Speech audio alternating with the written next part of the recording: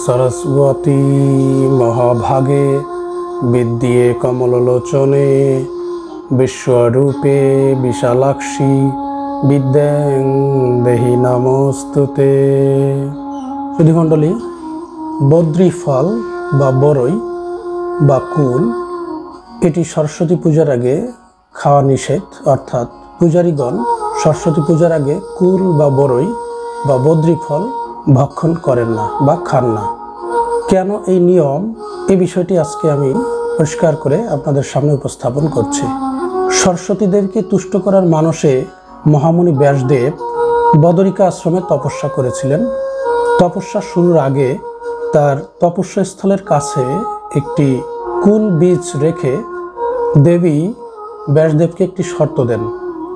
তিনি বলেন, এই কুল বীজ অঙ্কুরিত হয়ে চারা হবে, চারা থেকে বড় গাছ হবে, গাছ থেকে ফুল হবে এবং ফুল থেকে কুল হয়ে যেদিন এই ফল পরিপক্ক হয়ে তোমার মাথায় পতিত হবে সেদিনই তোমার তপস্যা পরিপূর্ণ হবে, অর্থাৎ আমি তুষ্ট হব। মহামুনি ব্যাসদেব সেটি মাথা পেতে নিলেন। দেবী সরস্বতীকে তুষ্ট করার মানসে তিনি বদরিকা আশ্রমে তপস্যা শুরু করলেন। অনেক বছর কেটে গেল।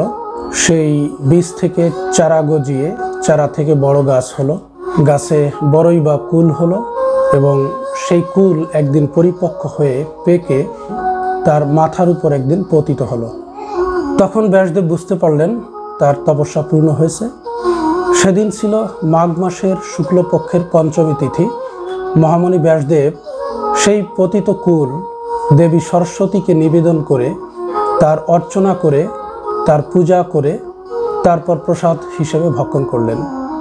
মূলত সেদিন থেকেই ভক্তরা অর্থাৎ বিদ্যার পূজারীগণ সরস্বতী দেবীর পূজার আগে কুল না খেয়ে সরস্বতী পূজা পর্যন্ত অপেক্ষা করেন। দেবীকে তুষ্ট করার মানসে দেবীকে নিবেদন করার পরে তারপর সনাতনী পূজারীগণ কুল বা বরই ভক্ষণ করে থাকেন।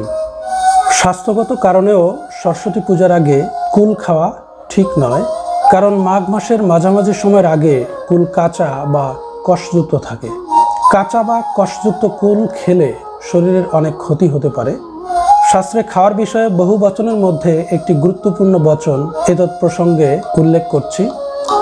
বার্তাকু কার্তিকে বর্জ্যং মূলং বা বদরং মাঘে চৈত্রে শিম্বি পুনস্তম্বি ভাদ্রে বর্জ্যং দ্বিজাতিভি, অর্থাৎ দ্বিজ জাতি বা ব্রাহ্মণ বা মনুষ্যগণ কার্তিকে বেগুন, মাঘে মূল এবং কুল, চৈত্রে শিম এবং ভাদ্রে গোলাকার লাউ খাবে না। এটি শাস্ত্র কর্তৃক নিষিদ্ধ। তাই হিন্দু সনাতনী বন্ধুদের মাঝে কার্তিক মাসে বেগুন, মাঘ মাসে মূলো এবং বরই, চৈত্র মাসে শিম এবং ভাদ্র মাসে গোলাকার লাউ ভক্ষণ নিষিদ্ধ রয়েছে। তাই অনেক সনাতনী বন্ধুরাই শাস্ত্রনিহিত এই বিষয়টি মেনে চলেন। প্রিয় বন্ধুরা, ভিডিওটি যদি ভালো লাগে তাহলে অবশ্যই একটি লাইক করুন এবং চ্যানেলটি সাবস্ক্রাইব করে আমাদের সাথেই থাকুন।